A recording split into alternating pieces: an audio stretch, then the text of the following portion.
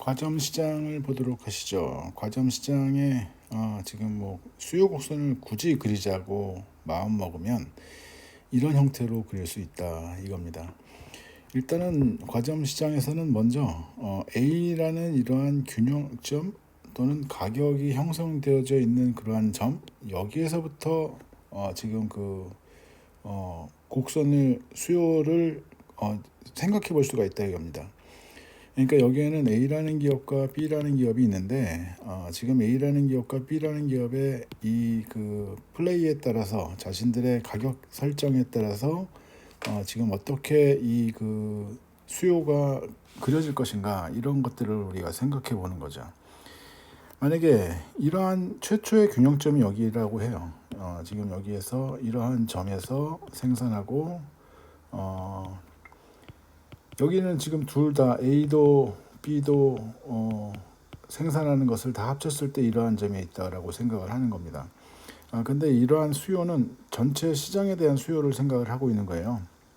그러니까 여기에서 만약에 A라는 기업이 만약에 가격을 이 균형 가격보다 더 높게 갖는다라고 하게 되면, 이 시장을 둘이서 나눠 갔는데 A라는 기업이 비용이 높아져 가지고 가격을 올릴 수밖에 없는 그러한 상황이다라고 생각해 보자라는 거죠. 그렇게 생각을 해보자. 그러면 B라는 기업이 만약에 가격이 일정한 그러한 수준이어서 더 이상 가격을 올리지 않아도 되는 그러한 상황이라고 한다면, 지금 이 A라는 기업이 가질 수 있는 이 수요량은 어떻게 변화할까? 조금만 가격을 올려도 급격하게 수요량이 달라지는 이러한 일들을 우리가 보게 될 거다라는 겁니다. 반대로 만약에 이 기업이 가격을 내리는 것을 결정을 해본다라고 한다면, 얘가 한 놈이 가격을 내리겠다고, A라는 기업이 만약에 가격을 내리겠다고, 그러면 얘는 B라는 기업은 가만히 있으면 자기 수요 전부 다 쟤한테 뺏길 것 같아. 얘도 가격을 따라서 내릴 것이다. 그러니까 가격이 상대적인 그러한 결정을 갖게 되는 그러한 구조를 갖고 있다라고 얘기를 했던 그 얘기를 지금 하는 거거든요. 근데 가격을 내린다라고 하게 되면 상대도 같이 내려. 그러면 상대도 같이 내리기 때문에 가격을 똑같이 내려도 지금 수요가 증가하는 것이 그렇게 많지 않을 거야 라고 얘기를 하는 거죠. 그 얘기는 뭐냐면 지금 여기 이 최초 균형점을 기준으로 해서 여기는 보다 더 비탄력적인, 여기는 더 탄력적인 이러한 지금 모양을 갖게 될 것입니다 라고 얘기를 하고 있는 겁니다. 이렇게 만약에 뭐랄까요, 이 수요가 이렇게 있다고 한다면, 여기에 따라서 만들어지고 있는 한계 수입을 그대로 여기에서 보게 되면, 얘를 그대로 이 위에 있는 것을 그대로 이어서 보면 한 반 정도, 얘 기울기에 한 2배 정도 되는 것으로 우리가 생각을 할 수가 있겠죠. 그죠? 지금 이런 형태로 우리가 생각을 하고 그리고 이 기준으로 우리가 생각을 한다면 이것의 기울기에 한 2배 정도 되는 이러한 것들을 우리가 생각을 해볼 수가 있을 거다라는 겁니다. 그러면 여기부터 여기까지는 지금 떨어져 있어요.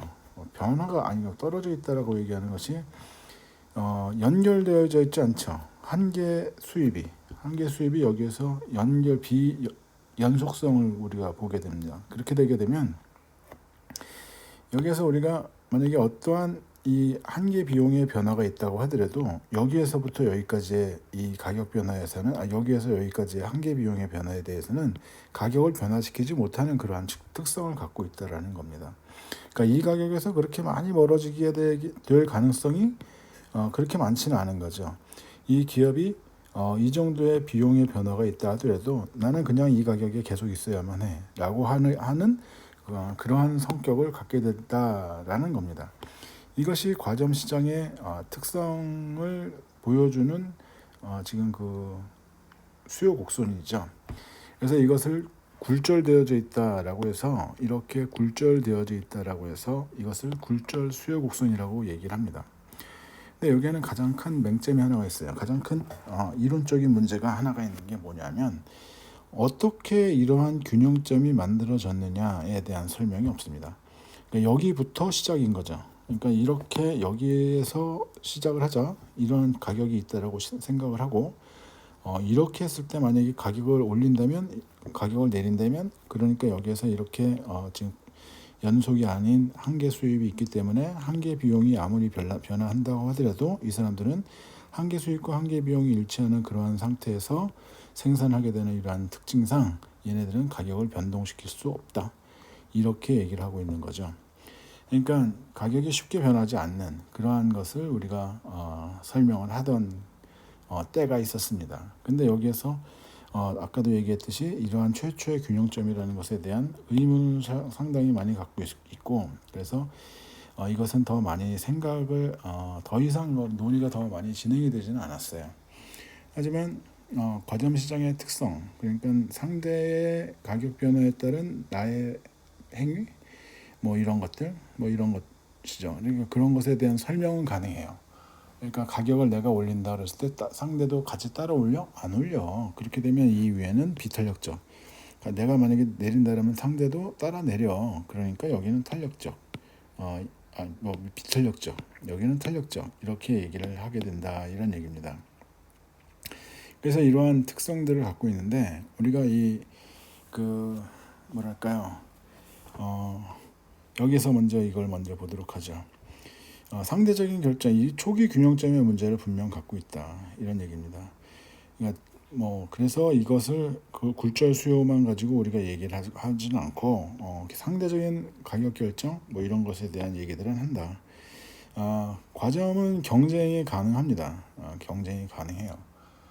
그래서 지금 독점을 경쟁시킬 수 있는 그러한 가장 좋은 방법은 경쟁을 유발할 수 있도록 과점 상태로 만들어주는 겁니다. 그러니까 비슷한 그러한 상품 또는 지금 대체할 수 있는 그러한 상품을 만들 수 있는 그러한 기업을 지금 세워주는 거죠. 그렇게 되면 경쟁하게 될 테니까. 그렇다 보면 독점보다는 더 많은 생산량을 가져오고 소비자들은 그보다는 낮은 가격에서 그 소비자 편익을 더 높일 수 있는 그러한 상태를 생각해 볼 수가 있지 않겠나 이런 얘기를 하는 거죠. 그러니까 독점이라면 과점에서는 또 이런 문제가 있을 수 있는 거죠. 담합이 가능한 그러한 문제죠. 그죠? A랑 B랑 이렇게 가격을 짜고서 이제 같이 하게 되는 그러한 경우들을 보죠. 담합해서 걸리는 거 우리가 건설사 같은 경우는 이제 많이들 보고 있는데 담합 신고하게 되면은 그 신고를 제일 먼저 한 사람은 과징금 같은 거 없습니다. 이런 것들 있죠. 그래서 이러한 특성들을 갖고 있고 그래서 이거는 우리가 게임 이론으로 설명을 많이 해요. 과점에 관련된 그러한 것들은 이러한 특성들을 갖고 있고요.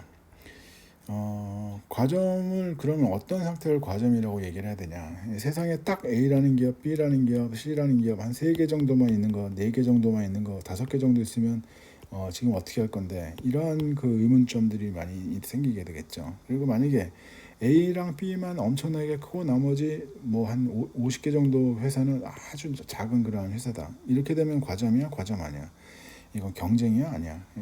이런 의문점들이 있었었는데 이러한 것에 대해서 기준을 만들어줬습니다. 허핀달 허쉬만이라는 사람들이 사람들이 어떻게 했냐면 A라는 기업이 갖고 있는 시장 점유율, B라는 기업이 갖고 있는 시장 점유율, C라는 기업 시장 점유율 이렇게 쭉 있으면은 얘네들의 시장 점유율에 제곱을 해가지고 전부 다 합해버리는 겁니다. 더해가지고 이것이 만약에 1800보다 더 크다라고 한다면 이거는 과점이야. 만약에 이것이 4000을 넘어갔다라고 한다면 이거는 독점으로 본다. 이렇게 얘기를 하는 겁니다. 90%를 가지고 있다. 이렇게 되면 어떻게 됩니까? 99, 81, 8100 이렇게 되는 건가요? 이렇게 돼서 지금 우리가 이 시장은 독점이야 이렇게 규정을 하자. 그런데 A라는 기업이 만약에 한 50%, B라는 기업이 한 50%, 이렇게 돼도 독점이 되네요. 그죠? B라는 기업이 만약에 한 10%, 이렇게 된다고 한다면 C라는 기업 보게 되면 한 10%, 이런 식으로 되어져 있다 만들어서 1800을 초과한다라고 한다면 과점 이렇게 얘기를 하자 이런 얘기입니다. 뭐 기준을 만들어놨는데 우리 뭐 굳이 이거 가지고 고민해야 할 이유까지는 없고요. 기본적으로 이런 얘기들을 했던 사람들이 있다. 우리가 과점을 그러면 어느 정도가 돼야지 과점이야 이렇게 고민하는 그러한 경우들이 있으니까 큰 기업 한 뭐 서너 개 있고 나머지는 전부 다 작은 건데 이거는 과점이야 아니면 지금 이그 뭐야 그 경쟁이야 이렇게 얘기하게 되면 이건 과점 맞다 이렇게 얘기를 하는 거죠. 자, 협력적 균형도 우리는 생각할 수 있습니다. 과점 시장에서 오페크가 가장 큰 그 예죠. 그죠? 카르텔 갖는 거죠. 무슨 카르텔 뭐 얘기하는 카르텔을 유지하기 어렵다라고 얘기를 하죠. 카르텔은 유지해 서로 속이려고 하기 때문에 어렵다라고 얘기를 하는데 지금 현실적으로는 그러한 그 이해관계가 잘 맞아가게 되면 끝까지 속이려고 하는 그런 것들이 잘 안 나오고 자기네들끼리 더 지금 그 협력하려는 그런 행위들을 많이 보게 되더라 이런 거죠. 이렇게 됩니다. 뭐 비협력적인 균형을 우리가 본다라고 한다면 균형은 균형이에요. 근데 이 사람들이 어떤 식이냐면 각각 기업들이 전부 다 규모가 달라요. C, D 이렇게 있다고 한다면 만약에 얘가 가장 규모가 제일 커 그리고 얘는 조금 작고 얘는 요거보다 더 작고 뭐 이렇게 돼서 있다라고 한다면 시장 규모는 일단은 정해져 있죠. 시장 규모는 정해져 있어요. 그 시장 수요의 규모, 시장 규모가 정해져 있는데 이 시장을 나눠 먹는 거잖아요. 그죠? 나눠 먹는 겁니다. 이렇게.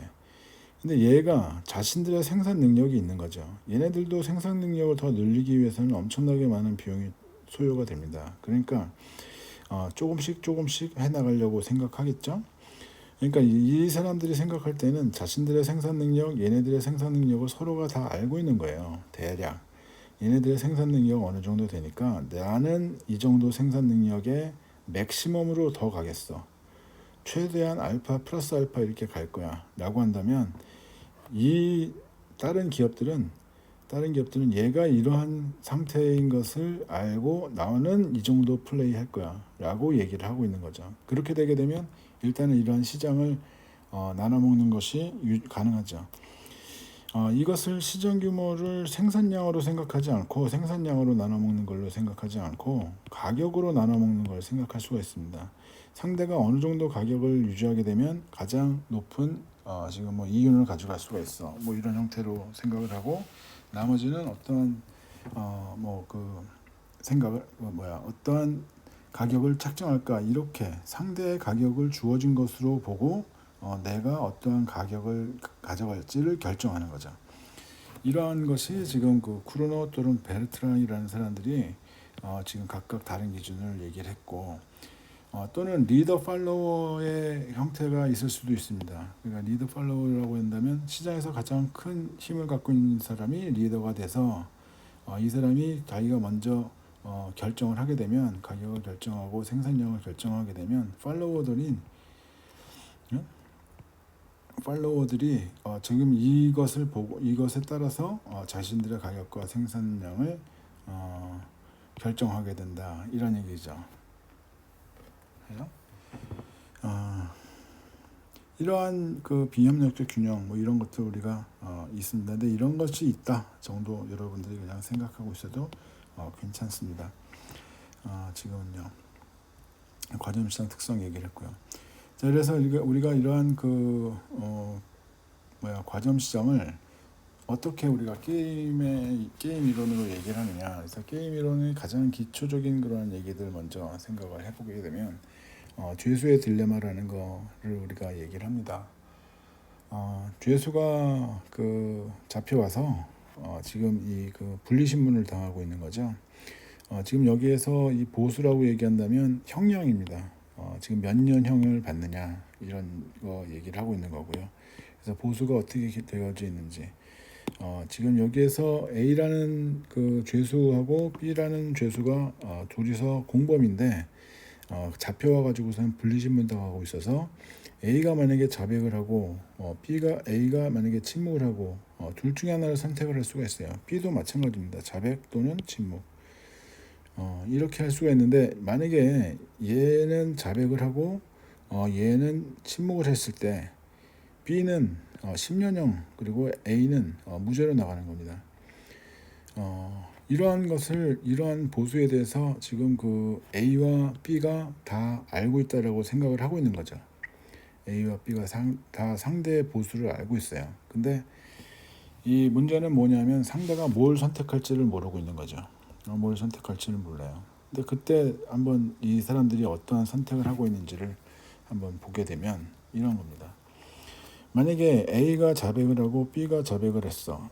A가 자백을 하고 B도 자백을 했어. 그러면 A도 O, B도 O 이렇게 되는 겁니다. 근데 A가 자백을 했는데 B가 만약에 침묵을 했어 라고 하게 되면 A가 자백을 했는데 B가 만약에 침묵을 했어 라고 하게 되면 B는 지금 10, A는 지금 무죄죠. 그러면 A가 자백했다는 가정하에서 B가 자백을 할까 침묵을 할까 이런 선택을 한다고 할 때, 그죠?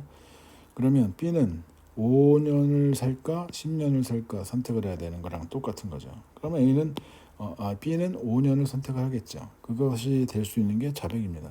그죠? 자, 그러면 A가 만약에 침묵했다는 가정하에서 지금 A는 침묵을 했어 라고 가정하에서 지금 B는 어떤 선택을 할까라는 것을 생각을 해보죠.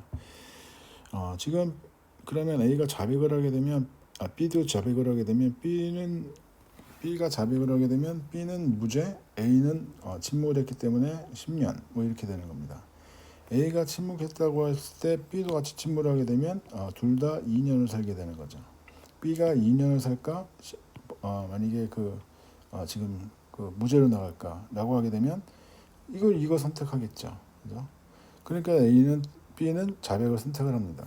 다시 우리가 잘 보게 되면 A가 자백을 했다라는 가정하에서 B는 무엇을 선택을 할까 보면 지금 5년, 10년 그래서 5년을 선택을 하고 자백하는 것을 보게 되고 A가 침묵했다라고 가정했을 때 B가 지금 침묵할까 아니면 자백을 할까 하면 자백하는 편이 낫다고 생각을 하고 자백을 선택을 하고 그러니까 B의 입장에서 보게 되면 A가 어떠한 선택을 했다라는 가정하에서도 얘는 항상 자백을 하는 편이 나아요.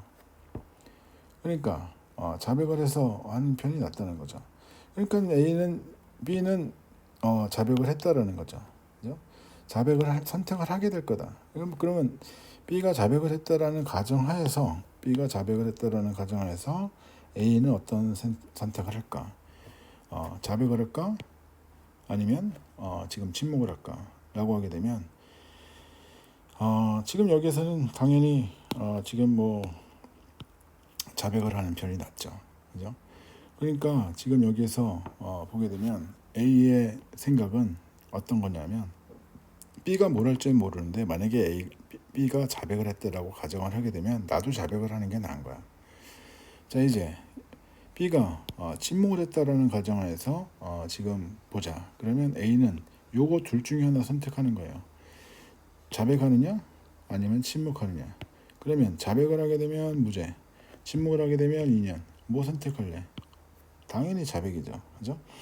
그렇기 때문에 지금 A의 입장에서는 B가 어떤 것을 선택할지 몰라. 자백을 선택할지 침묵을 선택할지. 그런데 자백을 선택하건 침묵을 선택하건 A의 입장에서는 항상 지금 자백을 선택하는 편이 낫다라는 거죠. 이걸 보고 우리가 우위 전략이라고 얘기를 합니다. 도미넌트 스트래티지스 이렇게 얘기를 합니다. 그래서 지금 A도 자백을 하는 게 우위 전략, B도 자백을 하는 게 우위 전략. 그래서 이 사람들은 5년 이렇게 지금 형량을 받게 될 것이다 라고 얘기를 하는 겁니다. 그러니까 가만 보게 되면 둘 다 침묵을 했을 때가 가장 낮아요. 그죠? 근데 이러한 선택을 할 수가 없죠. 그죠? 왜? 상대가 어떠한 선택을 할지 모르고 서로가 속이려고 하기 때문에 이렇다라는 거죠. 그래서 우리는 이 죄수의 딜레마라는 것을 보고 게임 이론에서 이러한 보다 더 나은 선택할 수 있는 것이 있다고 하더라도 이러한 선택을 가져가지 못하고 이러한 선택을 하는구나. 이렇게 우리가 얘기를 하는 겁니다. 이걸 만약에 보수를 어떠한 기업의 이윤이라고 생각을 해봅시다. 억 원, 만약에 10억 원, 100억 원, 뭐 이렇게 생각을 해봅시다. 그래서 만약에 A랑 B랑 지금 그 싸움 뭐 협조,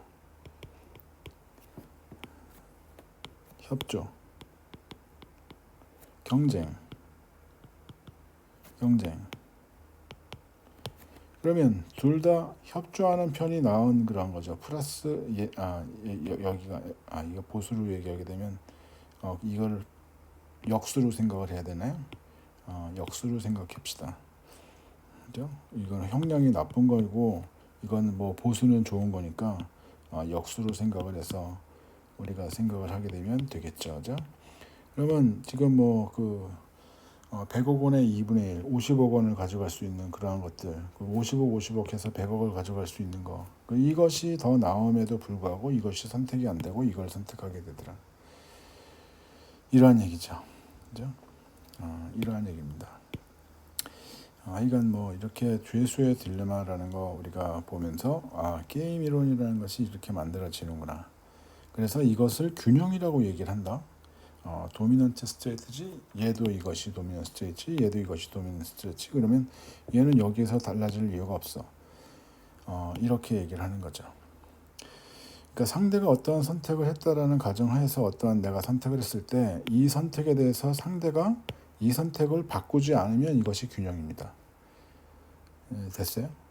얘가 이것을 선택했다는 가정하에서 지금 B라는 애가 이것을 선택을 했어. 그러면 이 선택에서 얘가 이것을 바꾸지 않으면 얘가 균형입니다. 이렇게 설명할 수도 있어요. 그것이 내시 균형이라고 얘기하는 것. 뒤에서 다시 보게 됩니다.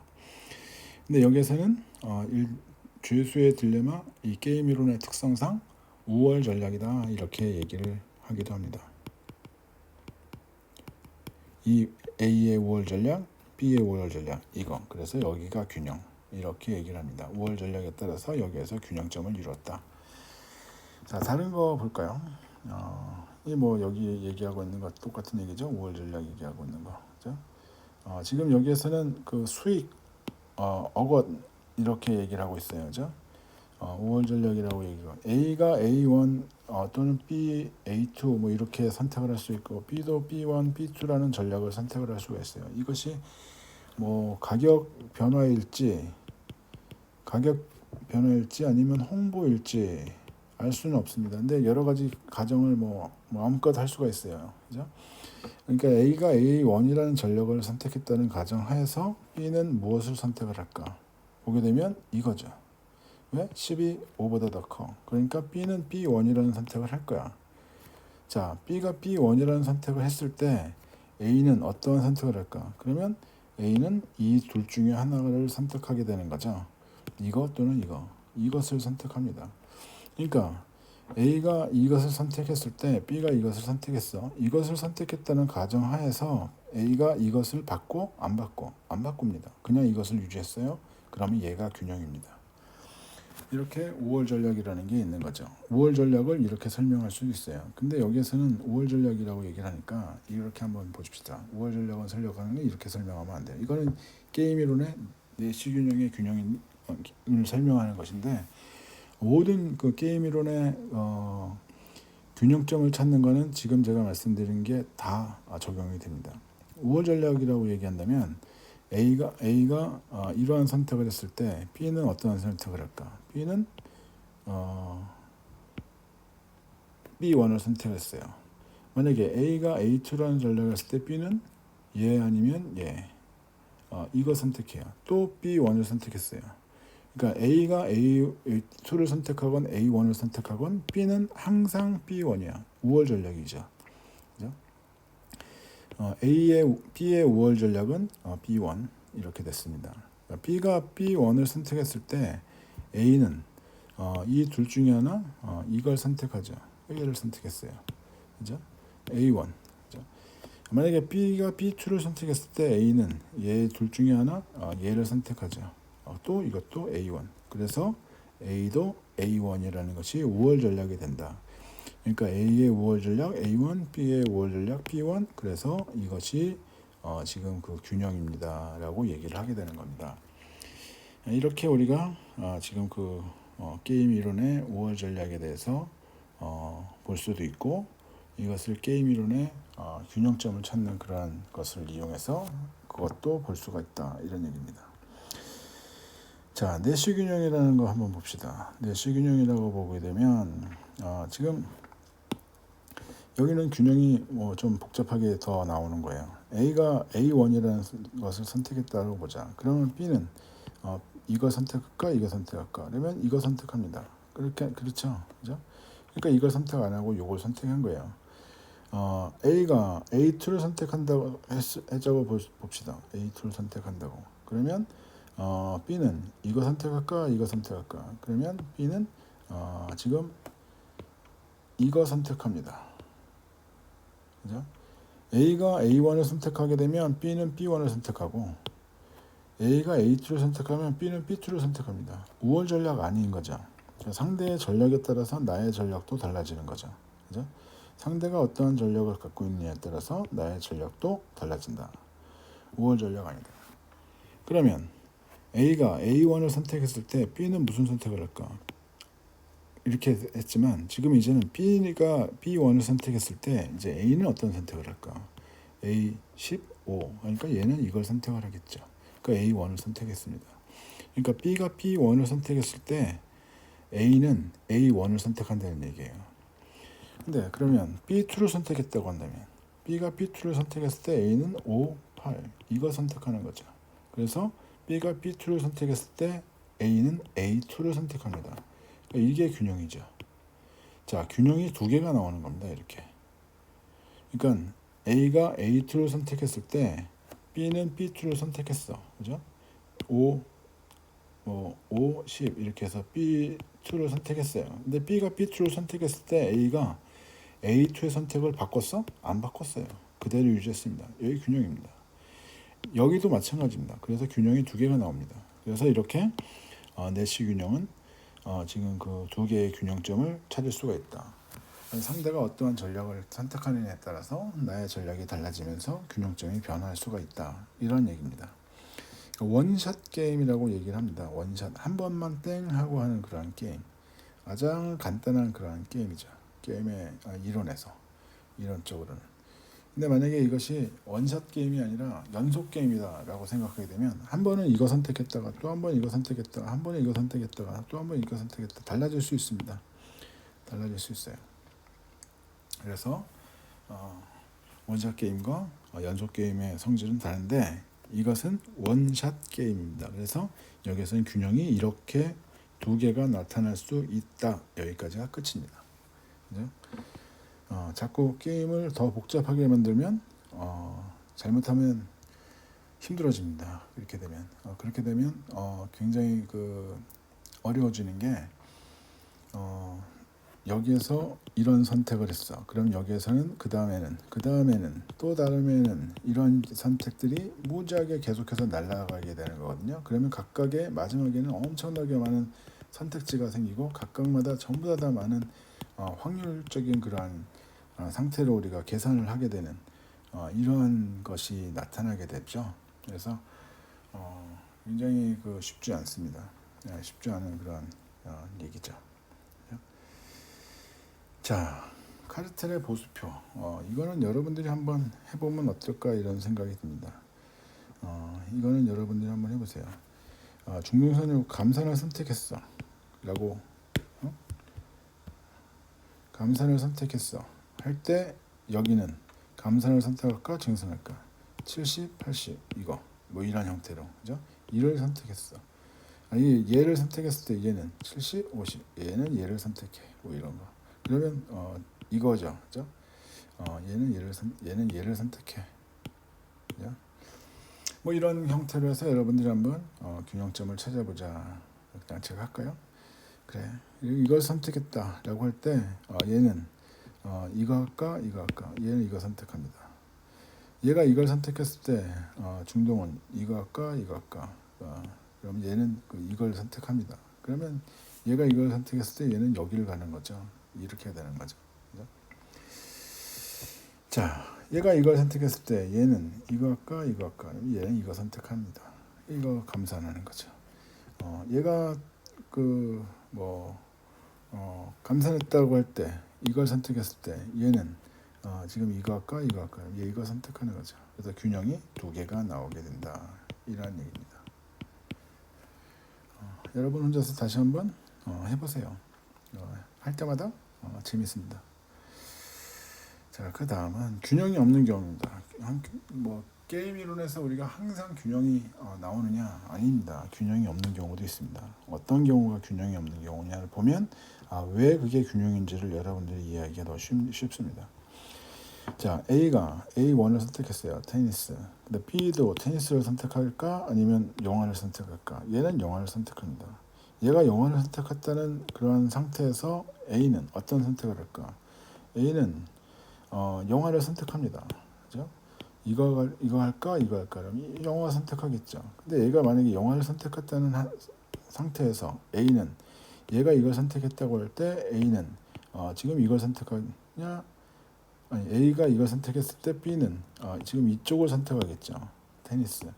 그러니까 얘가 이걸 선택하게 되면 테니스를 선택하면 지금 뭐 B는 뭐 영화를 선택하고 영화를 선택하게 되면 얘는 또 뭐 테니스를 선택하게 되고 균형점 안 나오는 겁니다. 균형점 안 나오는 거죠. 그죠? 그러니까 A가 A1을 선택했다고 할 때 선택했어. B가 어떤 걸 선택해? 지금 이걸 선택했어. 이걸 선택했을 때 A는 이걸 선택할까 이걸 선택할까 이쪽으로 옮겨갔죠. 그러면 이것이 균형이 아니다라는 얘기입니다. 그죠? 이런 게 균형이 아니다라고 얘기를 하는 거예요.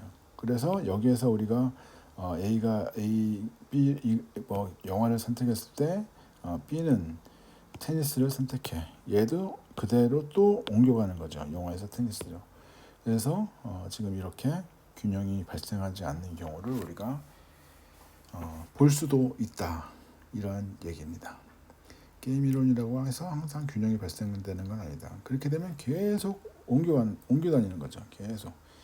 물론 여기는 이제 뭐 테니스 영화에서 뭐 두 사람이 같이 있을 수 없는 그러한 걸 얘기를 하고 있지만 만약에 이것이 어떠한 기업의 전략으로 생각을 하고 지금 뭐 얘기를 할 때 계속해서 반응하고 또 반응하고 또 달라지고 또 달라지는 그런 것들로 우리가 설명을 할 수가 있다. 이러한 얘기입니다.